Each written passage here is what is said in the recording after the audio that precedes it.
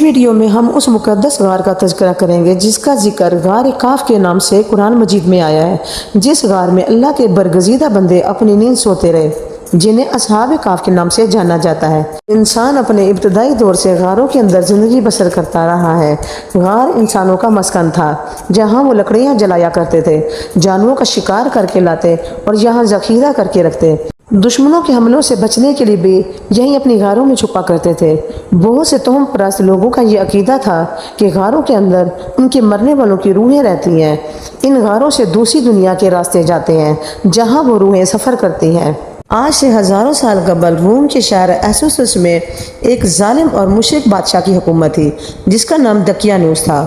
اس کی حکومت میں جو شخص بھی بت پرستی نہ کرتا وہ اسے قتل کروا دیتا۔